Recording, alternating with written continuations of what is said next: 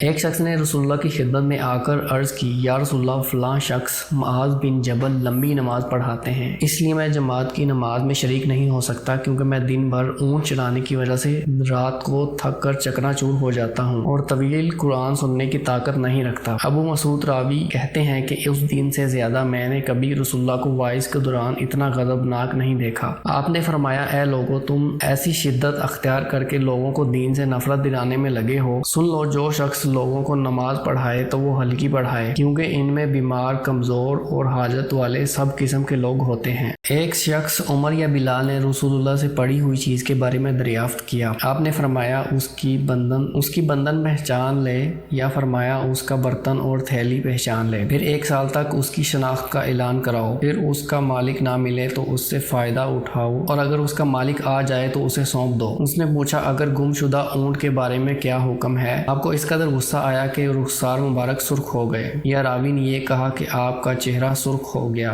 یہ سن کر اللہ کے نبی نے فرمایا، تجھے اونٹ سے کیا واسطہ؟ اس کے ساتھ خود اس کی مشک ہے اور اس کے پاؤں کی سم ہے، وہ خود پانی پر پہنچے گا اور خود پی لے گا، خود درخت پر چرے گا، لہذا اسے چھوڑ دو یہاں تک کہ اس کے مالک مل جائے۔ اس نے کہا، اچھا، گمشدہ بکری کے بارے میں کیا ارشاد ہے؟ آپ نے فرمایا، وہ تیری ہے یا تیرے بھائی کی، ورنہ بھیڑیے کی غذا ہے۔ رسول اللہ سے کچھ ایسی باتیں دریافت کی گئیں کہ آپ کو برا معلوم ہوا، اور جب اس قسم کے سوال آپ پر بہت زیادتی کی گئی تو آپ کو غصہ آ گیا۔ پھر آپ نے لوگوں سے فرمایا، اچھا، اب مجھ سے جو چاہو پوچھو۔ تو ایک شخص نے دریافت کیا کہ میرا باپ کون ہے؟ آپ نے فرمایا، تیرا باپ حذافہ ہے۔ پھر دوسرا آدمی کھڑا ہوا اور اس نے پوچھا، یا رسول اللہ، میرا باپ کون ہے؟ آپ نے فرمایا، تیرا باپ سالم شبی کا آزاد کردہ غلام ہے۔ آخر حضرت عمر رضی اللہ عنہ نے آپ کے چہرے مبارک کا حال دیکھا تو عرض کیا، یا رسول اللہ، ہم ان باتوں کے دریافت کرنے سے جو آپ کو ناگوار ہوں اللہ سے توبہ کرتے ہیں۔